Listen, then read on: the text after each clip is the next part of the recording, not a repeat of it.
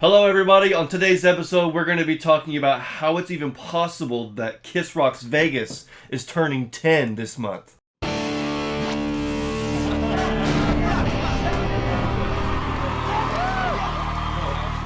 I cannot fathom that. What is happening? This is the new era. I know. This is our era. And it's a decade old already. And this Kiss Rocks Vegas album is now 10 years old. Now granted, we are a little early. That didn't come out until August 26th. Yeah, but... We're filming a little early, but yeah, I don't know how it's been 10 years. All I know is that this is the Kiss Army Things podcast. It's episode 177. My name is Xander. My name is Daphne. Thank you guys so much for joining us. So obviously we're going to be celebrating 10 years since the release of Kiss Rocks Vegas. We hope that you will join us and leave us your thoughts and memories in the comments. We have lots of memories with this album. First of all, it was around the time that you saw Kiss live for the first time. That's very true. It was also about 10 years ago. I was going to say just like a few weeks after. Yeah. Let's see. So I think you saw a Kiss show. We saw the Fort Wayne show. Yeah. And then like 10 days later, we saw the show in Dayton. Yeah. And that was your, first introduction to live Kiss.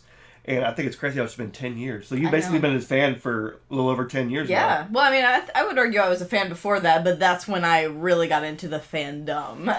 Actually going to events. Like, that was the year I went to my first Kiss Expo, first concert. Like, 2015, 2015 was the year I went to my first Expo, wasn't it? Yeah. 2016 is when you saw Kiss live. Yeah, that's when I saw Kiss for the first time. Yeah. So yes, I was just getting into the Kiss Army. Yeah. Yeah. That was a fun time. It was. And now, I guess I should also talk about the fact that we're talking about a couple years here because Kiss Rocks Vegas was filmed and recorded in November 2014. Right. And wasn't released until August of 2016. Yeah. So I think I can comfortably say that this is my favorite era of Kiss. Yeah. From 2009 to 2016, but in particular 2012 to 2016. Mm-hmm. And we're talking about basically just the last half of the Monster era. Yeah. Starting from the 40th anniversary tour. Right after that is when they recorded this, and then I'm not sure why it took almost 2 years for them to release. I was going to say that. I don't think I realized that it was such a big gap. It's like a year and 9 months. That's a pretty big gap. From record to release. Now, I don't know what was going on there. It was rumored that we would be getting another Kiss album around that time. Right. Or that's when Kiss would start recording, but they never did. So we just got the 2 studio albums and then the live album as opposed to the 70s when they did their 3 studio albums and then the live album. Right. But either way, getting a new Kiss live album and having this current era stamped and etched in time forever on this album was at the time special, but now it means even more to me. Yeah. Because obviously it's past end of the road tour. So when I listen to this and when I look at this and watch this is how I always will remember Kiss. Right. Me too. 100%. They were absolutely on fire. Yeah, and it's extra special that we get to watch it too. It's not just a live album. Right. Exactly. And that's how we experienced it for the first time, was watching it. Yeah. And we got to watch it. Is it too soon to say this? But we got to watch it on a big screen, in a theater. Yes, we got to go see it for the world premiere. Yes, that was amazing. Which was, I think, a few days before the world premiere. Yes. We got to see like a special fan premiere in Indianapolis for the Expo. Right before the Expo, yeah. Yeah, that was, and Tommy ended up... That was such a special night. Tommy was there. Tommy ended up coming out at the last second after it was over and doing like a Q&A. Yeah. And, which we almost left because we didn't realize that was going to happen. We didn't see him, and then we saw everybody rushing back into the theater. Yep. And we were like, wait, hold on, what's going on? I got a call from Bob Trottier. Didn't you? Yes. We were in the parking lot hanging out, getting in the car, about to head out, and then Bob calls me and goes, dude, you need to get back in here. Tommy Thayer just walked in. He's doing Q&A. Fans are talking. Shout out, Bob. Thank you, Bob. That's a real one. So we hauled it back in there.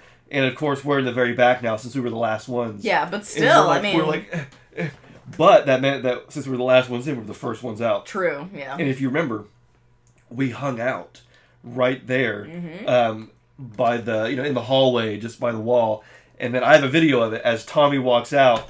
He sees us first, says hi, what's up? And, we get a quick moment with him, and then got to walk with him for a minute as he's walking out to go back to, I'm assuming, his hotel. His hotel, yeah. Yeah, that was always an amazing memory. I'll never forget sitting in that theater and watching that for the very first time. It was magical then. It's still magical now. Yeah. I say it's some of my favorite footage of the band. Yeah. Period. But let's go ahead and get to like a little bit of the set list, some of the actual songs. And if it's not obvious, this is our spotlight for the week as well. It's the spotlight and the main topic all combined. Absolutely, yes. Good call. This is going to be half spotlight, half topic. Yeah. All celebration. But first of all, whenever you start it off, you hear the helicopter. Mm-hmm. And the helicopter noise, that's how you know that this is Kiss Rocks Vegas. Yeah. Because no other album starts off with the helicopter. So it's very singular to Kiss Rocks Vegas. Of course, there was that clip of them landing in the helicopter with the military nearby and getting off the plane. Just so Kiss. Yes. That felt like something out of the 70s, like in Cadillac, when they were getting in the helicopter. But, it was more of a modern day thing. But, yeah, I'll never forget opening up Facebook and seeing that Kiss had landed in a helicopter and that they're recording their residency and all that. But let's get to the set list, because we start off with Detroit Rock City, which obviously classic opener. This is probably one of my favorite versions. Yeah, it's up there for sure. Because it's, I don't know. I mean, at this point, it's actually memorable for me, where I memorize all of even the whole show, just the ad-libs, the different things that the band does and says. Paul says, Yeah. But more specifically about the set list, just the first opening run of songs, you and I were like, our jaws kept dropping every song. Yeah. Because of the way this set list was structured. I mean, the first 3 songs are songs that have typically opened Kiss shows. We had like 3 openers in a row, and that's Detroit Rock City, Creatures of the Night, and Psycho Circus. Oh. Yes, and now that I had never really fathomed. And then you and I kind of at the same time, you said it first, but I was thinking it too, which was, wow, these all 3 independently have been show openers. Yeah. And now they're all 3 together, back to back, bangers, opening the show. Bangers. All 3 Paul songs. Yes, true. We didn't get a Gene one till the 4th one. The 4th one. And specifically the first 5 songs, which makes up all of side A on the record, is my favorite side of any Kiss album ever. Because, like you said, we have Detroit Rock City, Creatures of the Night, Psycho Circus, but you also have Parasite and War Machine. That is a lethal dose of live Kiss. And it sounds so good on the record. Parasite was so good. It's so fast. Parasite was fast and heavy. They pulled out like all of the fast and heavy ones right there at the beginning. I mean, obviously those first 3 so high are energy. mean and lean. Yeah. But Parasite, fast and heavy. War Machine is slow and heavy. Yeah. But either way, you're getting both sides of heavy there. But they even continue it on with Deuce. You get Tears Are Falling before Deuce. Right. Which Tears Are Falling, I think, is very special because that had never been on a live album before. And they hadn't played it in over, I think, about 10 years, actually. Wow, okay. The last time I can think of them playing Tears Are Falling, in the main set at least, was on Rock the Nation. For sure. When Tommy and Eric first joined on their very first tour. They played War Machine, they played Tears Are Falling, and so also Parasite. So some of those songs are coming back for the first time in like almost a decade. It's really great to hear those songs.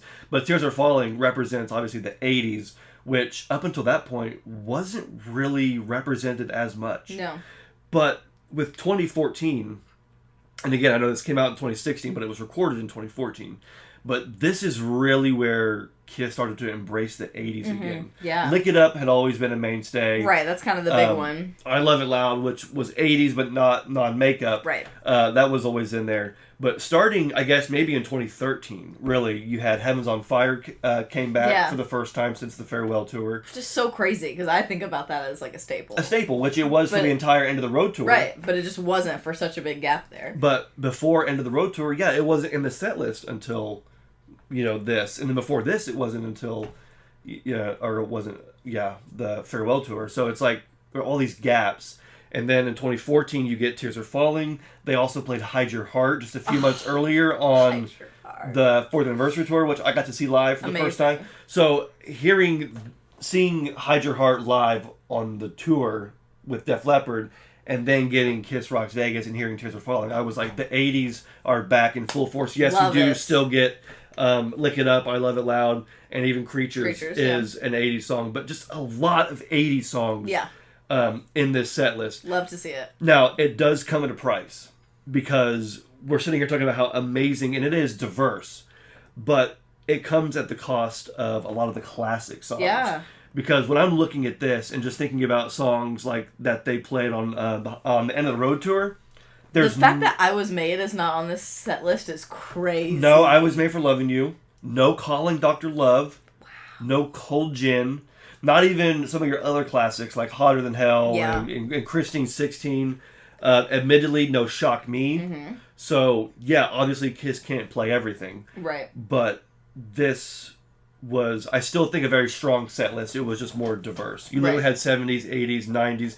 You even have Hell or Hallelujah. Yeah. Which was the lead single from Monster, making it onto a live. The fact that you have Hell or Hallelujah and Tears Are Falling on the same live album, and the same set list in 2016 just goes to show, you know, how much they were willing and able to play all of that stuff. Again, you can't play everything, but I just think that what we got with this live album was extremely solid. Yeah. You and I watching it was great just because it felt like every single shot was just magic. It was shot so well, and the stage was so cool. Oh, the design! Yes, the design was so cool. My favorite thing is the screens that were on the ceiling. Oh those my gosh. Strips. The virtual screens. That was so awesome. Amazing. And the cameramen were killing it because there were some really cool like low down shots of like Gene or Tommy where you can see that ceiling over top of them. And I wonder if that's why they did that. Because there's no way. I mean, maybe the joint just looked like that before they did that. But I think I'm sure it's part of the build. It had to have been like a custom build because that stage was incredible. First of all,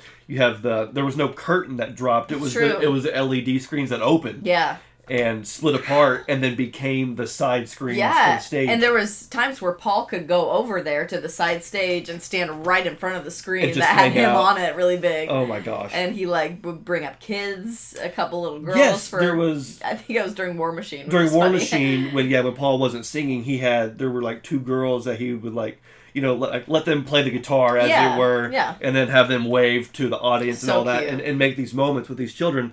And when I'm thinking about it now, I'm like, okay, well, those children are probably teenagers. Yeah. At the most, young adults. Yeah, I was going to say, maybe college kids at this point. Which is weird to think about, but those kids have experiences and memories that none of us do, which was I got to be on stage with Kiss during a concert. Yeah. That was filmed. That was filmed and recorded. Yeah. First of all, there's not just like pictures, I'm sure Mom and Dad got, but there's like professional footage. Like that's something that nobody from the 70s. I mean, maybe there are some kids. I know that like during the convention tour, there were those two kids that got up and one girl sang, and then her brother played drums. Yeah, that's cute. So that was like again a once in a lifetime kind of thing. But I just think how cool it is that these kids that are still young have those memories. Yeah. And they get to go to high school and college and be like, I've been on stage with rock stars. Yeah, that's amazing. Yeah, like that's just such a cool memory. What a story to have. I never got to do that. No. You know what I mean? So yeah, Kiss Rocks Vegas, memorable for a bunch of reasons, but I just think it just sounded great. It looked great. Oh, another thing about this stage design I didn't want to forget to mention was something that we had never noticed until this watch. Oh, right. At the end, when Eric starts to rise up on his drum platform, and then everybody else gets on their little platforms that start rising up. Mm-hmm. The ones that Gene and Tommy were on either side, the LED screen below them had like a fist. It was these fists like covered in tattoos that made it look like they were being held up by this giant fist. Insane. You know? I had never noticed it. It was so cool. I had never noticed that. Even after 10 years, which is crazy because this is like one of my favorite concerts to watch. Yeah. This and East Rutherford, New Jersey 2000 are like my top two favorite because it's like everything you see in here is iconic and shot so well. But yeah, with this one, I was like, I mean, that's one of my favorite shows. I've seen everything, but you and I were like, wait a minute. I think you pointed out. You were like, wait a minute, are those fists? And yeah, it had like the U.S. and then like had like eagles on the tattoos. It was on some E Pluribus Unum stuff. Yeah.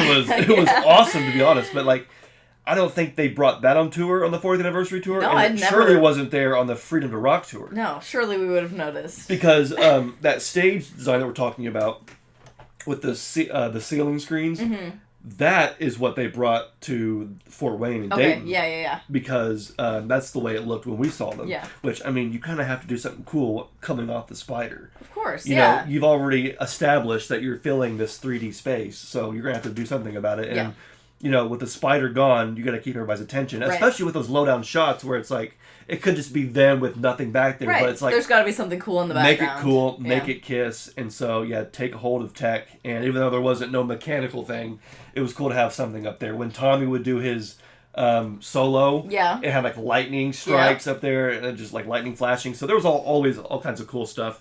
But yeah, great set design. And while we're talking about it, this may have been one of the last times actually it wasn't, because again they played it in 2016, but just wanted to mention it, and that is the War Machine graphics. Oh, we're mentioning graphics and all that set design stuff and production value. Like the big robot things. Yeah. What looks like the clone army from Star Wars. Exactly. It's just like the Kiss clone army, and they're going to war. Yeah. And I can't tell if the dragons are on their side or not on their side, but there's dragons breathing fire, and it was just this really cool thing to see Kiss go full siege. Yeah. You know what I mean? Just full CGI production. I saw it for the first time in 2012. And my Derek and Jeb and I were both just jaw dropped. It's like, really cool. What are we watching? Yeah.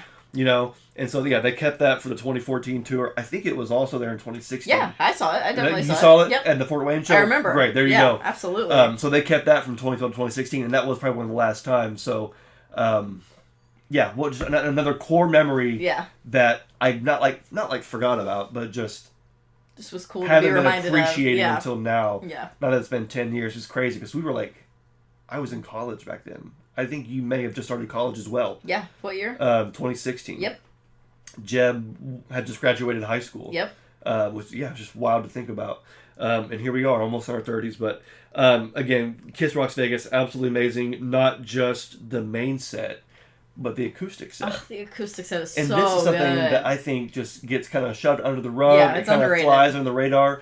I think it may have only came with the deluxe edition. Really? Okay. I don't know. I can't verify that, but I don't know. I think it's a tremendous performance, but I just don't really hear many folks talking about it. And you can find it on YouTube now. You can find the whole thing on YouTube. Yeah. There's 7 songs I think that they play. A ton. It's like Kiss Unplugged Light. Right. It's like a mini. It's like a half of a mini Kiss Unplugged. But they do some of the same songs. Some of the same songs. Starts with Coming Home. Some different songs too. True. Yeah. But what I like about that, and again, this is something that I can only think about 10 years later, is that whole acoustic VIP thing was such a great idea. Yeah. I heard a lot of fans giving them crap at the time. Was like, imagine being charged $1,000 just for Kiss to come out and do a little ukulele show with a backdrop in the hallway.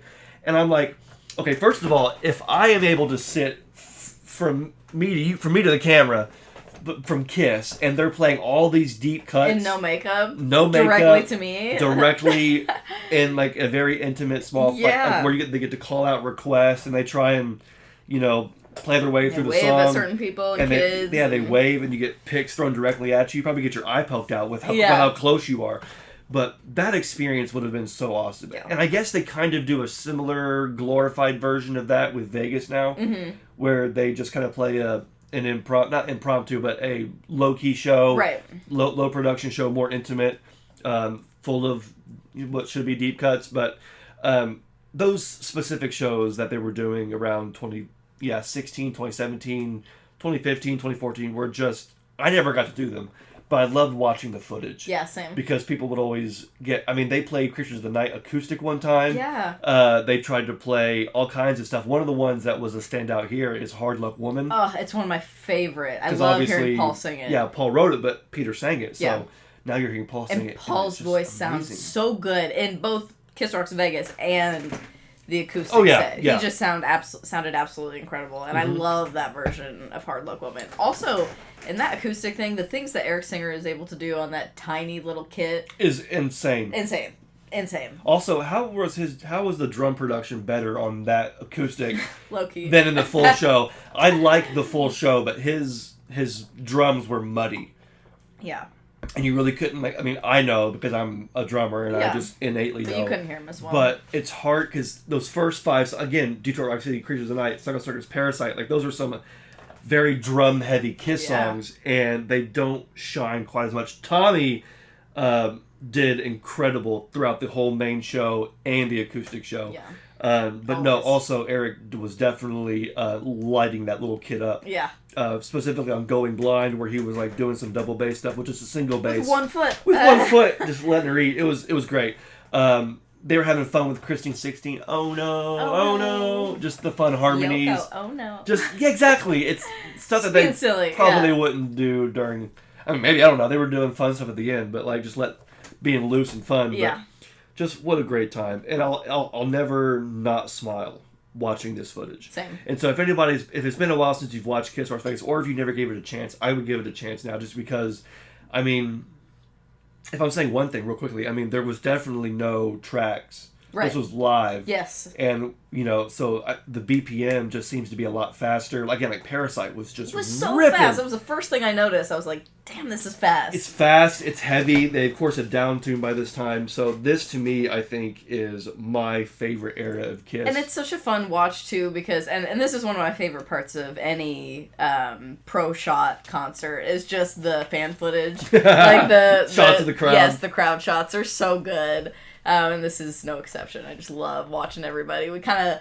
would every now and then spot somebody that we kind of know, and so that was really fun. There was a few people that we did see, Lisa and Scott, and then you saw somebody that we were in line with at an expo. Yeah, years ago. I was like, that lady was in front of us that year. That lady and her husband were number 1 and 2, because we were 3, 4, 5, and 6. Yeah. But her and her husband. Cool. I'm sure there's a lot more people we know in there somewhere, but it's just so hard to spot them all. But yeah, and it's funny because Lisa's in there twice, but because they filmed 2 shows, she's in 2 different outfits. That's hilarious. So she was at both shows, and she made it in there twice, but she's in 2 different spots and 2 different outfits.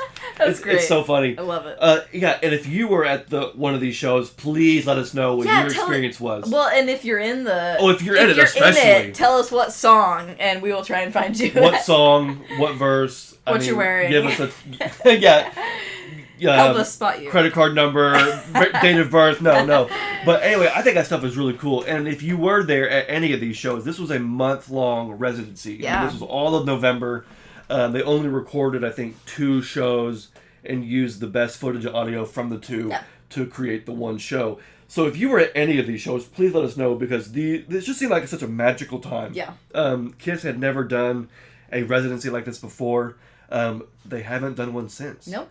They were going to do a residency, I think, around COVID, and then that just got canceled and then never got rescheduled. Yeah, it's definitely not going to happen. Obviously, we have the Avatar thing coming up, which is like a permanent residency. In a different way, though. In a different way, yes. But this was just really a one-off in history, which is kind of cool.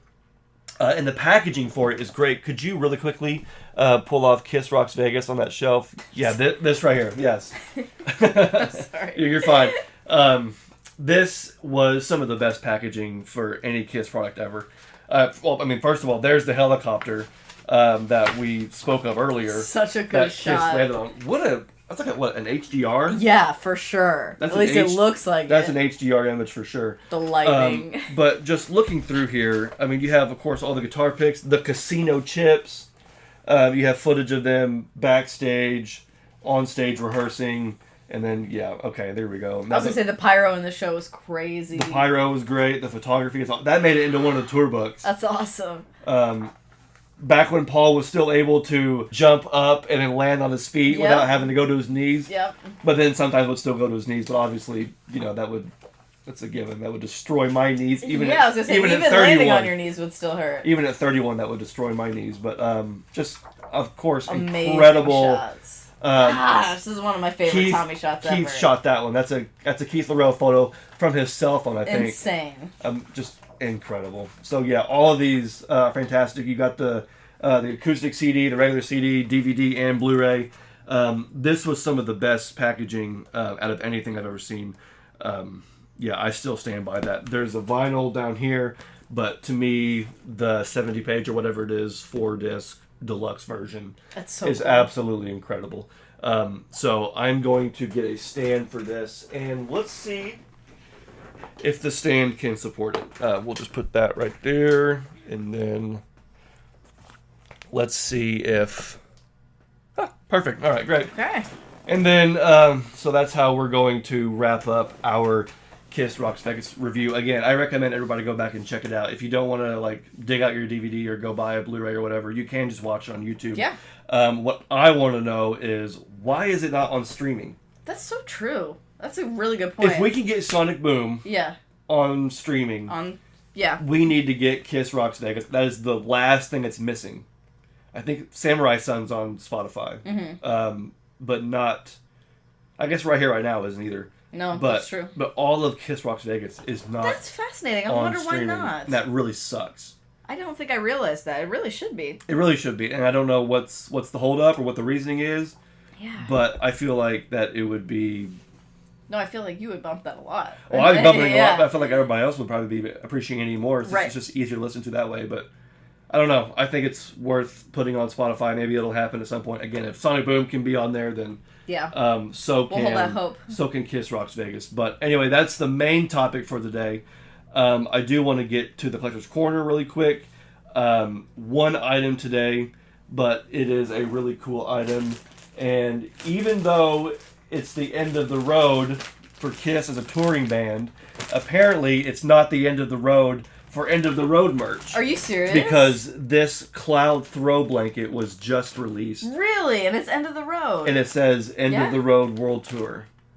That's so weird. How weird is that? In 2026? And well, now it should. I think it came out in 2026. Yeah. But it was left over from 2025. Yeah. Even that's But even so 2025 is pretty late. Yeah. The reason why I say that is because on the back here it says Kiss End of the Road. Interesting. So this one actually says date XXXX, which means there is no date. But the other one that I had sold for the Kiss Museum said April 2025. Interesting. So I didn't realize that this one doesn't even have it on there, which is really weird. But when I saw April 2025, I was like, so this is left over from last year. Because last year there was that Christmas blanket that came out. Yeah. And then there was another blanket that came out. I think it was like Destroyer or something. And those were dated the previous year, weren't they? And those were dated either the previous year or several months. Okay, yeah. Yeah, I think you're right. I think it was 2024. Yeah, it was left over. Yeah. So here we are again getting some leftover merch, but even then it's still end of the road. Well, and it looks awesome. Well, you know what? What? Why don't we open it up and check it out? Are you serious? Because it's called Cloud Touch. I was going to say, it looks like it's going to be super soft. I'm very excited. First of all, when's the last time we got the Kiss knife out? It's been a minute. It has been a minute. How has it been such a long time since we've used the Kiss knife? I don't know. I feel like we've been opening small things lately that are just in envelopes or something. I guess so, but that's just so weird. I feel like I haven't used it in so long. But yeah, anyway, the thing about this blanket is that it is massive. It is 60 by 70 inches. Are we going to use this? Yes. That's why I'm opening it. Yes, that's why I'm opening it. That's so exciting. This is going to be something that... Did our thing die? Aw, I think it did. Did it really? This was on. Where's the... It's right here. Technical difficulties on Kiss Army thing. Oh, it's back. We'll see how long. Maybe it'll just die again. I don't know. Either way, but this blanket is massive. I'm so excited. 60 by 70. It does have that super duper soft plush feel. I hate those fleece blankets from 2009. Just never did it for me. No, this is the good this stuff. This Cloud Touch, as it's called, I'm about to be so cozy. Is where it's at. And yeah, this is massive. Oh, this way. Let's try and let's. Oh my gosh, it is huge. We could use this on our bed. Yeah, we could. Oh my gosh, that is new bedspread. Fantastic. And this could be a new backdrop. Dude, yeah. If we ever do like a end of the road tour episode, so soft. We'll use this as our backdrop. But no, I wanted to open this one up and actually use it. Yep. I'm gonna use it for the rest of the episode. Go for it. I know the fan's on. You said you were kind of cold earlier, so I'm cozy now. There you go. That's it for the corner today. Very simple. Oh, it's a good one. Just one item. But I love some new Kiss merch. I'm just surprised to see that it's end of the road. Yeah, super random, but I'll take it. We're way past end of the road, but I mean, hey, honestly, it was one of my favorite eras of the entire band, so I will take it. But no, we're going to have a big Kiss calendar today. Are we? Because, things are about to ramp up even more so than they've already been the last several months. So today is August 15th.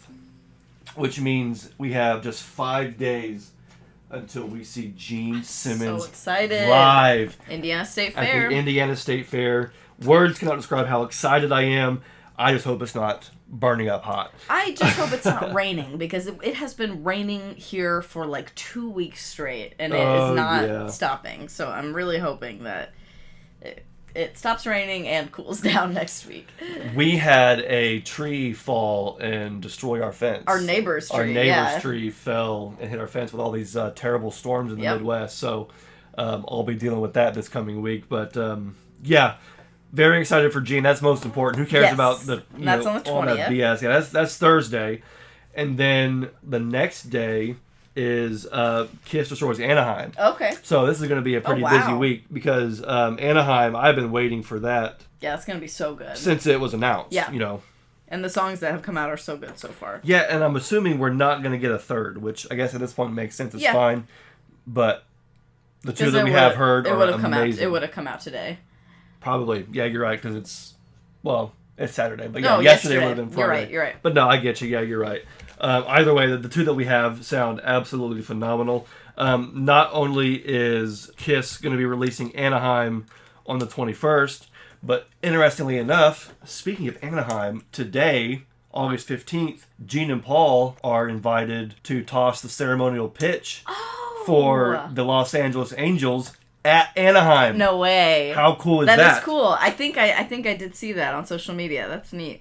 Yeah, I think I heard that after the game, there's going to be a like a Kiss-themed fireworks show. Okay, fun. I just read that in an article, so I don't know, but that to me is really cool. Yeah. I think it's awesome that Anaheim itself is celebrating. I'm not sure how that all coordinated or how that happened. Yeah. But I think it's cool that Anaheim is having Gene and Paul back to do that. Now, I don't know who's going to actually throw it, if it's going to be Gene or Paul. I would assume Paul. Yeah. But we'll see. Again, it hasn't happened yet. They might let them both go. I mean, it's just a ceremonial pitch. It doesn't actually... They each throw one? Yeah. For sure. I mean, it doesn't mean anything, so... No, for sure. It's cool. But yeah, we'll see.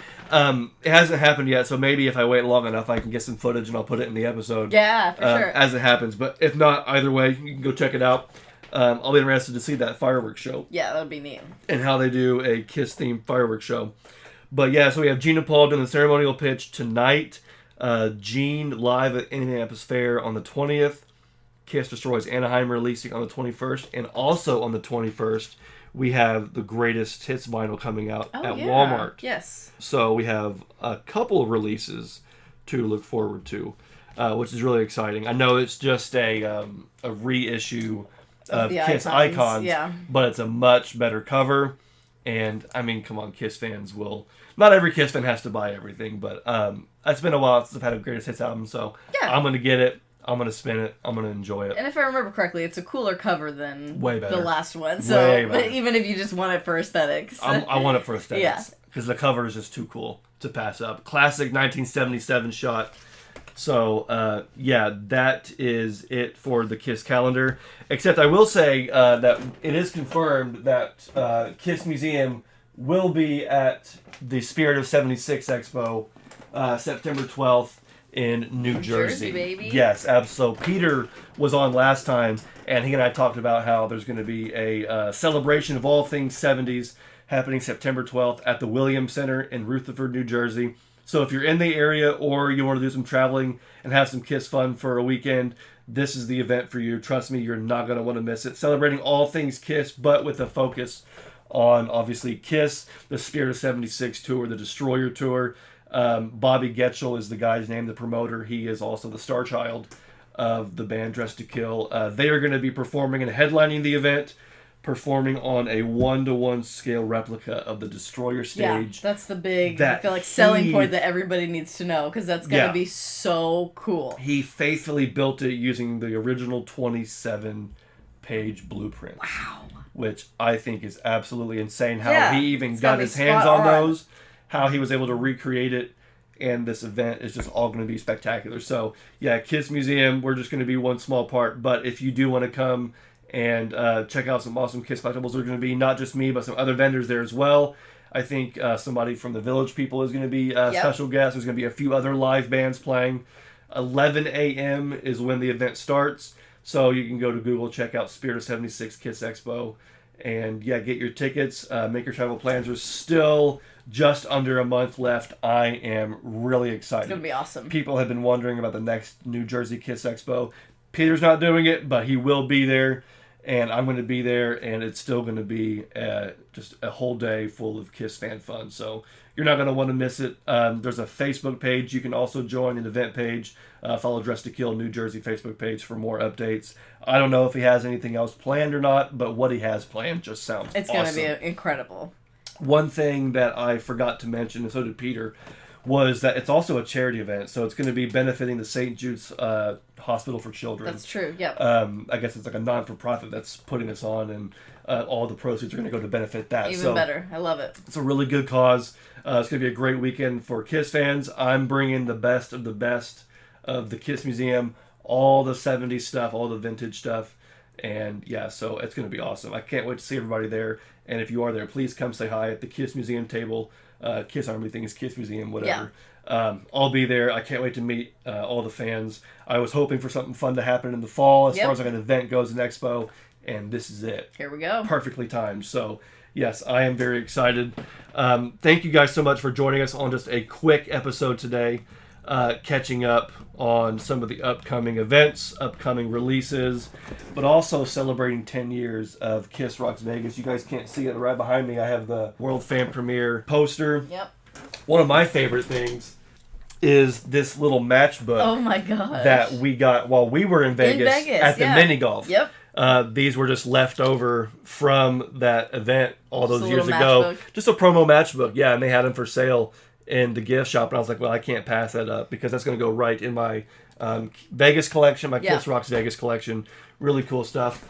I could have done a whole video on all my KISS Rocks Vegas stuff. But that's true. It's kind of, as you saw earlier, it's kind of spread out. Yeah. I've got guitar picks over there, and who knows what else. There's another fan. I see the corner of it. Fan premiere poster. Yep. Up there at top. So one of those is probably mine. Yeah. I think at one point I even had Jeb's, and then I also have Derek's up for sale. Yeah, you're on the KISS Museum. So I've got everybody's at this point. That's great. Which is funny, but anyway, yeah, just a quick fun episode for you guys talking about KISS Rocks Vegas, playing a little catch up. So thank you guys for watching. Special thank you as always to the Patreon crowd. I'm a little behind on the newsletter. I apologize. The August newsletter is going up Monday. That's tomorrow from the day this uploads. So yes, tomorrow the August newsletter is going up. And then I also have a special video that's a Patreon only video that's going up on Wednesday. So if you're subscribed to the Patreon, you can look forward to that exclusive content coming up. And if you're not subscribed to the Patreon and you want some more KISS Army Things fun, head to the description, head to our Patreon page, sign up for a 7-day free trial, and get all kinds of bonus behind-the-scenes exclusive access to some other content. And then we will see you guys on the next episode, which should be a review of the Gene Simmons show. Jeb's coming down. Hopefully he's coming all the way down. Hopefully we can get him to stay long enough to film an episode with us. Hopefully it's not... if it is just a meetup, that's perfectly fine. It'll still be worth it. But if he's able to come down and stay with us... And we haven't had him on the pod in a while. It's been a while. So if we can do a full recap, that would be really cool. And then we'll be a little late, but the next episode after that will be Anaheim. Yeah. The Gene show and the Anaheim release are happening... almost simultaneously. One day apart, and so we can't do... I don't want to do a double episode where we do a quick Gene review and a quick Anaheim. We need to give both their time. Exactly. Yeah. I want Gene's review to have... or Gene's show to have its own episode. Yeah. And then we're going to need a whole week to listen to Anaheim anyway. We'll be able to better collect our thoughts with a few days. Yeah. So we'll be a little bit late on Anaheim, but rest assured that's coming. So that's episode 178 and 179 already ready to go. Maybe we'll do a review of the Spirit 76 Expo, or I will at least. Yep. And then, there's also one other episode I want to get to, one other fun topic I want to discuss with you. Okay. That I want to do at some point here pretty soon. I'm excited. But, hey guys, no shortage of fun happening in the KISS world. No shortage of fun happening around here. The Spirit of 26 continues. The summer of 26 rolls on. Lots of fun to be had, so stay tuned here on YouTube. Hit the like button and subscribe button. You can follow us on Facebook, on Instagram, and we'll see you in episode 178. Until then, my name is Xander. My name is Daphne. Peace out. Take care. Rock on.